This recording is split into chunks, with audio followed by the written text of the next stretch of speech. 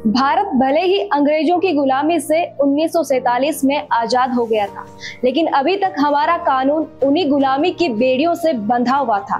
भारत की आजादी की खुशी भी थी और इस बात का दुख भी था कि इतने दशकों के बाद भी भारतीय न्यायालयों में ब्रिटिश द्वारा बनाए गए कानून ही बरकरार थे, जो उन्होंने उस वक्त अपनी सहूलियत के हिसाब से भारत की जनता को न्याय देने के लिए नहीं, बल्कि सजा देने के लिए बनाए थे।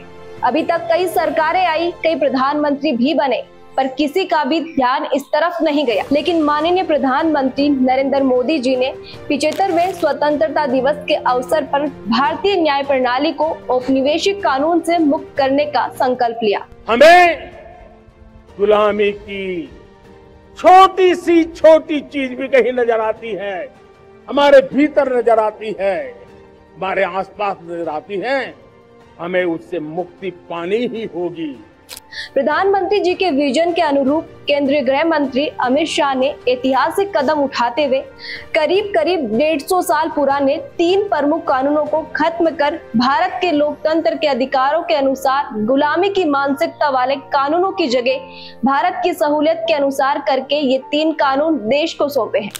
जो हमारी क्रिमिनल जस्टिस सिस्टम, आपराधिक न्याय प्रणाली को गवर्न करते हैं, वो तीनों कानूनों में पहली बार मोदी जी के नेतृत्व में भारतीयता, भारतीय संविधान और भारत की जनता का चिंता करने वाले बहुत आमूलचूल परिवर्तन लेकर मैं आया हूं।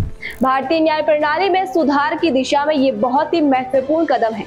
इन तीनों कानूनों में भारतीयता, भारतीय संविधान और भारत की जनता की चिंता करने वाले आमूलचूल परिवर्तन हुए। नए कानूनों में इंडियन पीनल कोड 1860 की जगह भारतीय न्याय संहिता 2023 लाया गया। क्रिमिनल प्रोसीजर कोड यानी सीआरपीसी 1898 के स्थान पर भारतीय नागरिक सुरक्षा संहिता 2023 लाया गया है और इंडियन एविडेंस एक्ट 1872 की जगह भारतीय साक्ष्य अधिनियम लाया गया है।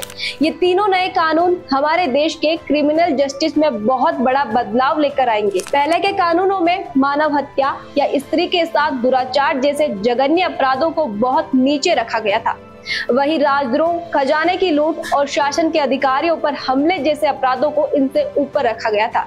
अब प्रधानमंत्री नरेंद्र मोदी के नए भारत में इनको बदलकर कानून की नई किताब में सबसे पहला अध्याय में महिला और बच्चों के साथ होने वाले अपराधों को रखा है, जिसके तहत पहली बार शादी, रोजगार, प्रमोशन जैसे झूठे वादे और गलत पहचान के आधार पर यौन संबंध बनाने को अपराध की श्रेणी में लाया गया है। तो दूसरा अध्याय मानव हत्या और मानव शरीर के साथ होने वाले अपराधों का है। पहले भारत की एकता और अखंडता को चुनौती देने वाले यानी आतंकवाद की कोई व्याख्या नहीं थी, इसलिए आतंकवाद बढ़ रहा था। लेकिन अब सशस्त्र विद्रोह, विध्वंसक गतिविधियां, अलगाववाद जैसे अपराधों की इस कानून में व्याख्या की गई है। संगठित अपराध, साइबर अपराध और मानव तस्करी जैसे कृत्यों की भी पहली बार नए कानून में व्याख्या की गई है। मॉब लिंचिंग पर भी मोदी सरकार ने सख्ताई की है। अब नस्ल, जाति या समुदाय के आधार पर की गई हत्या को इसमें शामिल किया गया है।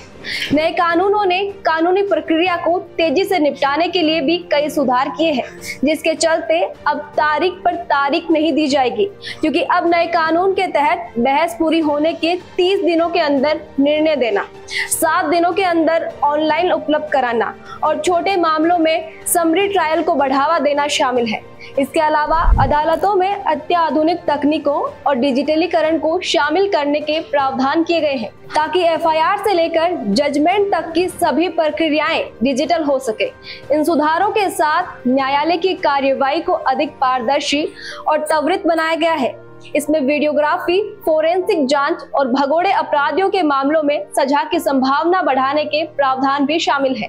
ये नए कानून भारतीय न्याय प्रणाली में लोकतंत्र, त्वरित न्याय और मानवता की प्रतिष्ठा को मजबूत करेंगे।